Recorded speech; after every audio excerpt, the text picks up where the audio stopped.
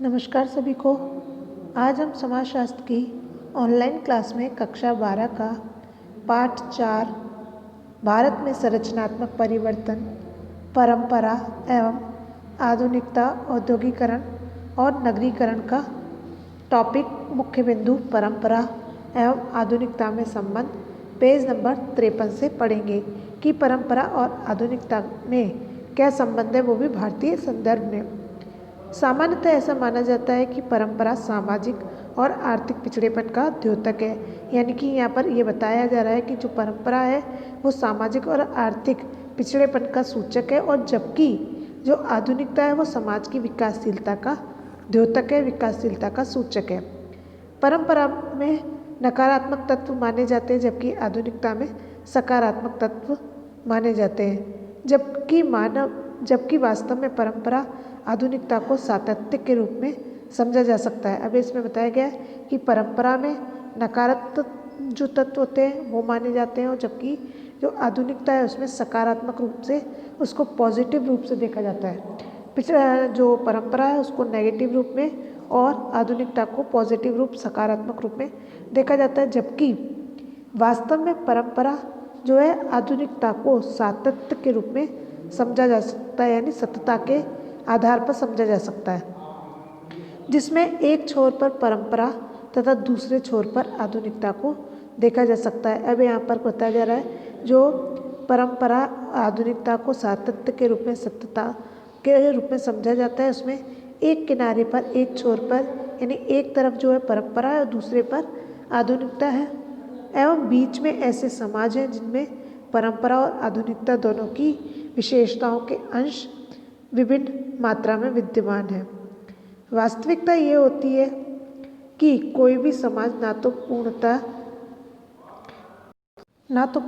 आधुनिक होता है और ना ही पूर्णतः परंपरागत होता है। अंतर केवल अंशों का पाया जाता है। अब इसमें जो अंतर पाया जाता है वो सिर्फ उसके अंश, उनके भागों का पाया जाता है। भारतीय सामाजिक संरचना इसका स्पष्ट उदाहरण है। जो भारतीय सामाजिक संरचना है वो इसका उदाहरण है। विगत 2 शताब्दियों में भारतीय समाज की संरचना में कई महत्वपूर्ण बदलाव देखे गए हैं। अब इसमें बताया जा रहा है कि जो पिछली 2 शताब्दियों से भारतीय समाज की जो संरचना है उसमें कई बदलाव या परिवर्तन देखे गए हैं, परिवर्तन देखने को मिले हैं।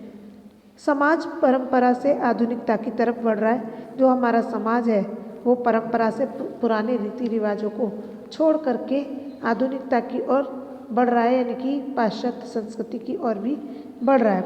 यानी जिस तरीके से लोग पिछले जब समय में पुराने तरीके से काम करते थे, लोग उस तरीकों को छोड़ करके अब आधुनिक तरीके से मशीनों से काम करना शुरू कर रहे हैं। भारत में परंपरा एवं आधुनिकता की प्रक्रिया आधुनिकीकरण का निम्न स्वरूप दिखाई देता है। अब कह रहे हैं यहाँ पर जो भारत में परंपरा और आधुनिकता है उसकी प्रक्रिया का जो स्वरूप दिखाई देता है वो इस प्रकार है। आर्थिक क्षेत्र में विकास हुआ तथा आत्मनिर्भरता की तरफ बढ़ रहे हैं। परंपरागत पेशों का पतन हुआ तथा नवीन पेशों के विशिष्टीकरण में वृद्धि हुई है। फिर आता है अगला, कृषि के परंपरागत जो तरीके थे जिनमें बैल, ऊंट तथा पशुओं से जुताई बुआई होती थी, उनके स्थान पर मशीनों का इस्तेमाल, परंपरागत के स्थान पर वैज्ञानिक पद्धति का उपयोग बढ़ रहा है। अब इसमें देखो बताया गया है कि पहले मैंने अभी बताया था कि जो लोगों का पहले काम करने का तरीका था वो पुराना था और हाथ से था, लेकिन आज आधुनिकता की तरफ अब जब बढ़ रहे हैं तो ये मशीनी उद्योग हो गया है, यानी मशीनों का विकास होने लगा है। तो आज के समय में लोग हाथ से काम करने के बजाय मशीनों से कर रहे हैं। उसी प्रकार से कृषि कार्य में भी कृषि के जो परंपरागत तरीके थे, बैल से या ऊँट से या पशुओं से जुताई या बुआई होती थी, उसके स्थान पर अब लोग मशीनों का इस्तेमाल, परंपरागत के स्थान पर वैज्ञानिक पद्धति का उपयोग बढ़ रहा है। चौथा पॉइंट आता है, प्राथमिक क्षेत्रों में कार्यरत लोगों की संख्या में कमी तथा द्वितीयक एवं तृतीयक क्षेत्र में लोगों की संलग्नता बढ़ी। अब प्राथमिक क्षेत्र जो थे उनमें जो लोगों की काम करने की संख्या है वो कम हो गई है, और द्वितीयक तृतीयक में यानी सेकेंडरी एंड टर्टियरी इस क्षेत्र में लोगों की संलग्नता बढ़ गई है। फिर आता है 5वां, सेवा के बदले सेवा अथवा वस्तु के स्थान पर मुद्रा विनिमय का प्रचलन बढ़ा है। पहले सेवा के बदले सेवा होती थी। अगर किसी ने हमारे साथ में कोई कार्य कर देता था तो उसके बदले कार्य करके या उसके वही काम करके उसका वो बदला चुका दिया जाता था। लेकिन आज के समय में वस्तु के स्थान पर मुद्रा विनिमय होता है, यानी कि कोई वस्तु ले रहे हैं, कोई कार्य कर रहे हैं, उसके बदले में पैसा उसको दिया जाता है। पैसे का प्रचलन बढ़ा है, मुद्रा विनिमय का प्रचलन बढ़ा है। छठा पॉइंट आता है श्रम विभाजन के बढ़ने से विभिन्न समुदायों में परस्पर अंतर्निर्भरता में वृद्धि हुई है, जिससे सामाजिक पृथक्करण की भावना में कमी आई है। अब यहाँ पर बताया जा रहा है कि जो श्रम विभाजन बढ़ा है उससे विभिन्न जो समुदाय हैं उनमें परस्पर जो अंतर्निर्भरता थी उसमें वृद्धि हो गई और सामाजिक पृथक्करण की जो भावना थी उसमें कमी आई है। देश की जनसंख्या में नगरीय अनुपात बढ़ा है। अब मशीनों का विकास होने के कारण, उद्योगों का विकास होने के कारण लोग रोजगार की तलाश में नगरों की तरफ पलायन करने लगे, जिस कारण से देश की जनसंख्या में नगरीय अनुपात बढ़ा है। फिर नगरीकरण की प्रक्रिया में वृद्धि हुई। उद्योगों का विकास होने के कारण, कल कारखानों का विकास होने के कारण लोग रोजगार की तलाश में नगरों की तरफ पलायन करने लगे। इस कारण से नगरीकरण की प्रक्रिया में वृद्धि हुई। फिर प्रदत्त परिस्थिति के स्थान पर अर्जित परिस्थिति का महत्व बढ़ा। पहले जो थी प्रदत्त परिस्थिति थी उसको लोग महत्व देते थे, लेकिन आज प्रदत्त परिस्थिति के स्थान पर अर्जित परिस्थिति का महत्व बढ़ा। प्रदत्त परिस्थिति, अब सबसे पहले हम देखते हैं परिस्थिति क्या होती है।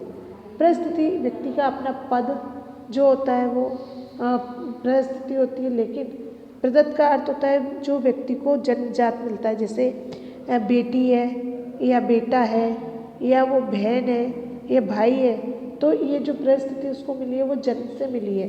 लेकिन वो डॉक्टर बना है या इंजीनियर बना है या वकील बना है, ये उसकी परिस्थिति जो है वो अर्जित है, जो अपनी योग्यता के आधार पर उसने हासिल की है। तो यहाँ पर परिस्थिति के स्थान पर अर्जित परिस्थिति का महत्व बढ़ा। लोग अपनी योग्यता के आधार पर नौकरी आदि व्यवसाय को करके उसकी तरफ बढ़ने लगे। 10वां पॉइंट आता है समाज में विषमता एवं विभाजन के स्थान पर समरसता समानता को बढ़ावा मिला। अब समाज में पहले जो विषमता थी, विभाजन का था, उसमें क्या समानता को बढ़ावा मिला है। फिर आता है 11वां पॉइंट चिकित्सा सुविधाओं में मात्रात्मक एवं गुणात्मक वृद्धि से मृत्यु दर में कमी आई है। पहले के समय में ज़्यादा सुविधाएं उपलब्ध नहीं होने के कारण चिकित्सा के क्षेत्र में या कोई भी क्षेत्र में देखिए ज़्यादा सुविधाएं नहीं होने के कारण लोगों को परेशानियों का सामना करना पड़ता था। लेकिन आज के समय में चिकित्सा सुविधाओं में मात्रात्मक एवं गुणात्मक वृद्धि से मृत्यु दर में भी कमी आ गई है। फिर है शिक्षा एवं चिकित्सा सुविधाओं में प्रजनन दर में कमी। अब शिक्षा का विकास होने से और चिकित्सा सुविधाओं को बढ़ने से जो प्रजनन दर है उसमें कमी आई है। लोग शिक्षित होने लगे और उन्हें उचित चिकित्सा भी प्राप्त होने लगी, जिसके कारण से प्रजनन दर कम हुई है। गुणवत्तापूर्ण जीवन स्तर तथा पोषण में वृद्धि ने जीवन प्रत्याशा में वृद्धि की। अब गुणवत्तापूर्ण जीवन स्तर है और पोषण में वृद्धि होने के कारण जो जीवन प्रत्याशा है, जीवन प्रत्याशा का मतलब है आयु प्रत्याशा, यानी जो व्यक्ति जीवन प्रत्याशा से मतलब है आयु प्रत्याशा। एक औसत व्यक्ति अनुमानतः कितने वर्षों तक जीवित रहेगा, इसकी गणना एक निश्चित अवधि के दौरान एक आयु विशेष में मृत्यु दर संबंधी आंकड़ों के आधार पर की जाती है। उसे क्या है, जीवन प्रत्याशा या आयु प्रत्याशा कहा जाता है। तो इसमें जीवन प्रत्याशा में वृद्धि हुई है। फिर 14वां पॉइंट आता है प्रति व्यक्ति औसत आय में बढ़ोतरी हुई है। अब औद्योगिकरण के विकास होने के कारण से, मशीनीकरण का विकास होने के कारण से व्यक्ति की आय में भी वृद्धि हुई है। फिर 15वां पॉइंट आता है संपन्नता में वृद्धि तथा आकांक्षा ने गतिशीलता में वृद्धि की है। 16वां पॉइंट आता है वंशानुगत नेतृत्व के स्थान पर प्रजातांत्रिक एवं निर्वाचित नेतृत्व का विस्तार हुआ है। जो वंशानुगत नेतृत्व था उसके स्थान पर प्रजातांत्रिक एवं निर्वाचित नेतृत्व को विस्तार मिला, यानी पहले जो काम वंशानुगत होता था कि अगर राजा है तो उसका बेटा ही राजा बनेगा, या कोई वकील है तो उसका बेटा वकील, वंश के आधार पर जो उनको नेतृत्व करने की क्षमता प्राप्त होती थी, वो अब ना होकर के प्रजातांत्रिक निर्वाचित नेतृत्व का विस्तार हुआ। फिर 17वां पॉइंट है परंपरागत संचार के साधनों के स्थान पर संचार के आधुनिकतम साधनों जैसे electronic media, social media, internet का विस्तार हुआ। 18वां पॉइंट आता है समाज की प्रकृति अधिकाधिक लोकतांत्रिक हो रही है। जो हमारे समाज की प्रकृति है वो ज़्यादा लोकतांत्रिक हो रही है। फिर मौखिक के स्थान पर लिखित साहित्य की प्रचुरता हुई है। पहले जो कार्य मौखिक रूप से किए जाते थे, आज उस लिखित साहित्य की प्रचुरता है, लिखित चीज़ों को महत्व दिया जा रहा है। फिर आता है 20वां महिलाओं एवं वंचित वर्गों को समाज की मुख्य धारा में लाने के अवसर बढ़े हैं, फिर 21वां आता है परंपरा द्वारा वंशानुगत प्रभुत्व के स्थान पर गुण एवं योग्यता पर आधारित प्रभुत्व बढ़ रहा है। यानी जो पहले परंपरागत तरीके से या वंशानुगत तरीके से लोग अपना प्रभुत्व दिखाते थे, उसके स्थान और गुण योग्यता के आधार पर होता था। अपना जो वर्चस्व दिखाते थे वो अब योग्यता के आधार पर हो रहा है, वो योग्यता पर आधारित प्रभुत्व बढ़ रहा है। पहले वंशानुगत के आधार पर प्रभुत्व था, अब गुण एवं योग्यता के आधार पर प्रभुत्व बढ़ रहा है। 22वां आता है भाई भतीजावाद, जातिवाद, क्षेत्रवाद, भाषावाद जैसी संकीर्णताओं के स्थान पर राष्ट्रवादी भावनाओं में वृद्धि हुई। जो भाई भतीजावाद, ये जातिवाद की जो संकीर्णताएं थी, उनके स्थान पर जो राष्ट्रवादी भावनाएं, उनको स्थान दिया जा रहा है। यानी पहले लोग अगर किसी भी एक क्षेत्र में कार्यरत है तो वो अपने उस क्षेत्र में कार्य करने के लिए अपने परिवार के व्यक्ति, अपने भाई को, भतीजे को कार्य करने का अवसर देते थे। अब उसके स्थान पर, इस संकीर्णताओं के स्थान पर जो है राष्ट्रवादी भावनाओं में वृद्धि हुई है। 23वां पॉइंट आता है धार्मिक कट्टरता के स्थान पर धर्मनिरपेक्षता में वृद्धि हुई है। जो धार्मिक कट्टरता थी, उसके स्थान पर धर्मनिरपेक्षता को स्थान दिया गया। फिर धर्म, प्रजाति, लिंग, रंग आदि के आधार पर भेदभाव तथा छुआछूत समाप्ति की ओर है।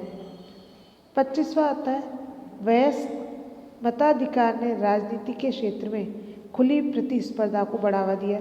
जो वयस्क मताधिकार है, जो वयस्क व्यक्ति मत देते हैं, उन्होंने राजनीति के क्षेत्र में जो है खुली प्रतिस्पर्धा यानी कि कंपटीशन को बढ़ावा दिया। 26 संयुक्त परिवार के स्थान पर एकाकी परिवारों की संख्या में इजाफा हुआ। पहले जो है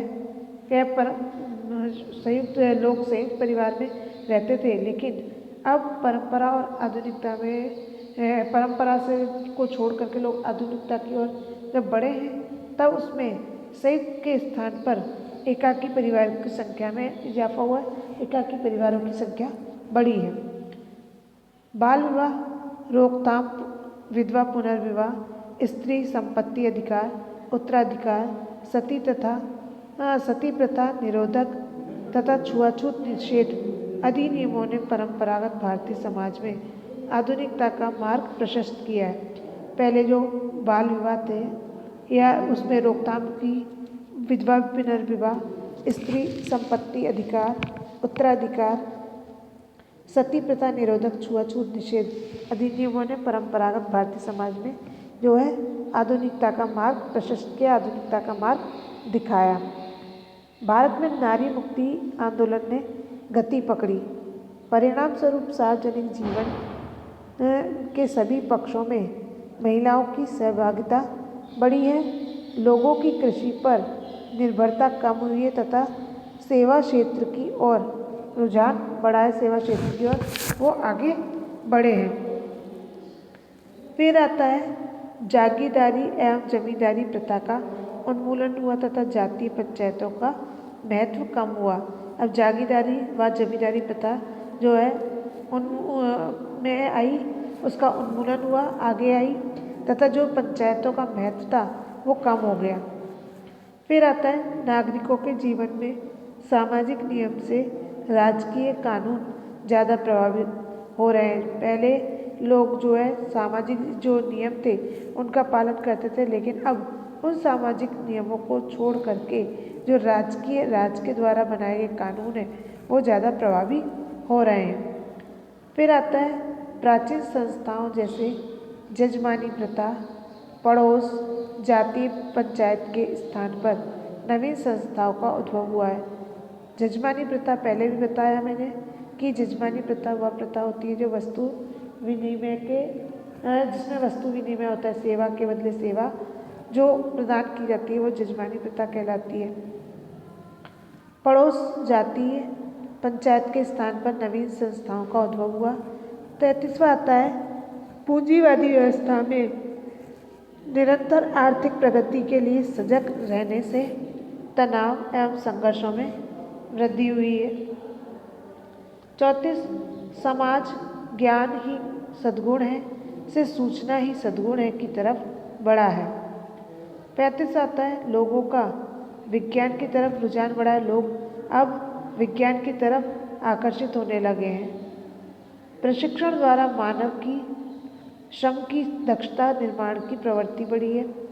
ऐश्वर्य एवं संपन्नता की चाह में उपभोगवाद को बढ़ाया है। कुटीर उद्योग, लघु उद्योगों के स्थान पर वृहद उद्योगों तथा कारखानों का निर्माण हुआ है। भौगोलिक दूरी में कमी आई है। यातायात के आधुनिकतम साधनों के कारण, जो यातायात के आधुनिक कारण है उनसे साधन है, उनके कारण से जो भौगोलिक दूरी है उसमें कमी हुई है। तस्करी, तलाक के मामले, नशीले पदार्थों का सेवन, पारिवारिक तनाव जैसी घटनाओं में वृद्धि हुई है। अब हमारा अगला टॉपिक आता है औद्योगिकरण की। औद्योगिकरण किसे कहते हैं? एक प्रक्रिया जिसमें वस्तुओं का उत्पादन हस्त उपकरणों के स्थान पर निर्जीव शक्ति के द्वारा संचालित मशीनों के आधार पर किया जाता है। शक्ति संचालित मशीनों का प्रयोग न केवल कारखानों अपितु यातायात, संचार, परिवहन तथा खेती आदि में किया जाता है। औद्योगिकरण में वृहद आधार पर श्रम विभाजन, विशेषीकरण, पूंजी के मालिकों, प्रबंधकों और कामगारों के मध्य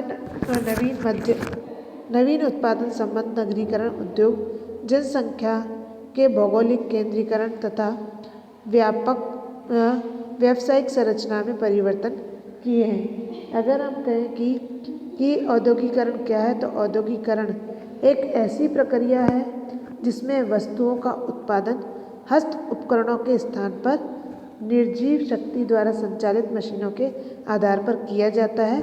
उसे हम औद्योगिकरण कह सकते हैं कि एक प्रक्रिया जिसमें वस्तुओं का उत्पादन हस्त उपकरणों के स्थान पर निर्जीव शक्ति के द्वारा संचालित मशीनों के आधार पर किया जाता है, वो औद्योगिकरण कहलाता है। शक्ति संचालित मशीनों का प्रयोग इसमें न केवल कारखानों में होता है अपितु यातायात, संचार, परिवहन के जो भी साधन है उन सब में किया जाता है। औद्योगिकरण में वृहद आधार पर श्रम विभाजन, विशेषीकरण, पूंजी के मालिकों, प्रबंधकों और कामगारों के मध्य नवीन उत्पादन संबंध, नगरीकरण तथा उद्योग और जनसंख्या के भौगोलिक केंद्रीकरण तथा व्यावसायिक संरचना में परिवर्तन किए हैं। औद्योगिकरण का संबंध यांत्रिक उत्पादन के उदय से है, जो शक्ति के गैर मानवीय संसाधन जैसे वाष्प अथवा विद्युत पर निर्भर करता है। अब यहाँ पर बताया गया है जो औद्योगिकरण का संबंध है वो यांत्रिक उत्पादन के उदय से है, जो शक्ति के गैर मानवीय संसाधन है जैसे वाष्प अथवा विद्युत पर आधारित निर्भर करता है। ये आधुनिक समाज की एक प्रमुख विशेषता है। अब यहाँ पर जो बताया कि ये क्या है, जो हमारा आधुनिक समाज है ये इसकी प्रमुख विशेषता है। इसने संपूर्ण विश्व में सामाजिक अर्थव्यवस्था में व्यापक परिवर्तन किया। मूल रूप से औद्योगिकरण एक आर्थिक प्रक्रिया है। इसका सामाजिक परिणाम बहुत दूरगामी है। इसमें एक बताया जा रहा है जो औद्योगिकरण है एक आर्थिक प्रक्रिया है और इसका सामाजिक परिणाम बहुत दूरगामी होता है। औद्योगिकरण के चलते अर्थव्यवस्था एवं सामाजिक संरचना में बड़ा बदलाव आया है।